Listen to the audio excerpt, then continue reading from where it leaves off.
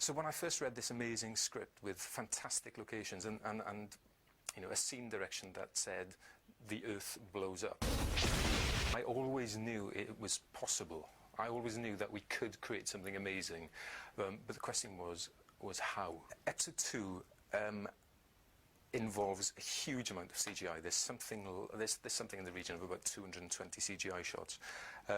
So when we stage the scenes, obviously those elements aren't there. For example, the spiders at the beginning of the episode, they're just absent on the floor when you're shooting them. So the camera's moving around, kind of following something that doesn't exist. All the actors are there, kind of their eye lines looking at things which aren't there. So that's all a bit scary on the floor. And then when you cut it together in the first picture cut, they're still absent, so you're kind of looking at something which is half finished, and it stays half finished until the very last moments of post-production. So there's a huge leap of faith that you have to make, that you kind of believe that what you read on the page once upon a time, the spiders threaten platform 1, that is actually dramatically great. And when I first saw all those shots composited together, it was like me standing there looking out over the Earth and seeing the sun blossom into a red giant in the distance. It was dreamlike.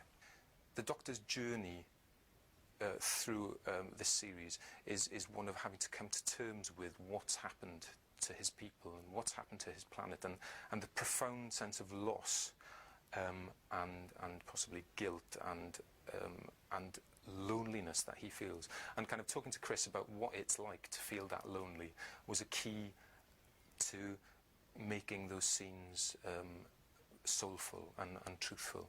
And similarly for Billy, I mean, in the scenes in The End of the World, where she's looking out of the window and the Doctor gives her the gizmo in the phone so that she can phone her mum, and suddenly she realises that her mum is dead and that she's alone. And I think talking about what being that lonely must feel like was really important to helping Billy understand what the scene was about. Zoe was great fun to direct because it was kind of like directing a radio play. She came into the dubbing suite, and because there wasn't any makeup, there wasn't any costume, it was just her, and she had the script in front of her, and so she wasn't anxious at all about having to learn lines, and she walked into the booth and she just had fun with it. It would be really easy for Cassandra to be a pantomime villain. She is a witch. She kind of, you know, she's gone through 5 husbands. She used to be a little boy. She's had close on 800 plastic surgery operations. She could be an absolute monster. She and I talked a lot about it needs to be fun, and she needs to enjoy herself. She loves the fact that she's funny. She loves the fact that she's, you know, the queen of the ball when she walks in.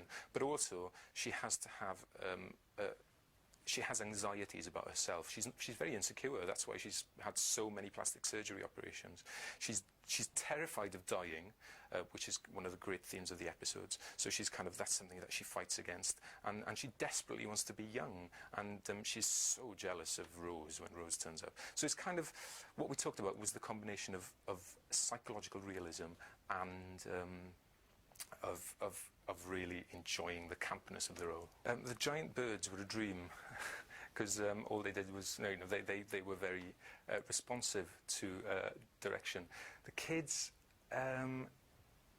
the kids were having lots of fun and really enjoyed themselves, and you know, sometimes picked their nose, and sometimes kind of got a bit tired towards the end of the day. So occasionally you see these, you know, these are the characters, the staff children are the waiting staff at the most exclusive hotel in the universe, Platform 1, and yet you see them kind of slouched against the pillar or kind of, you know, twiddling their thumbs occasionally. But you know, they were, at the end of the day, they were good. The bit that moves me and touches me the most is the scene where Rose is looking out of the window and the Earth is gone, and she says, oh, the Earth is gone, and nobody was even looking, nobody even noticed, we were all too busy saving ourselves. And then the Doctor kind of offers his hand and says, come with me, and outside the window this huge chunk of rock spins as it's coming past, and every time I see that, it gives me, you know, shivers down my spine.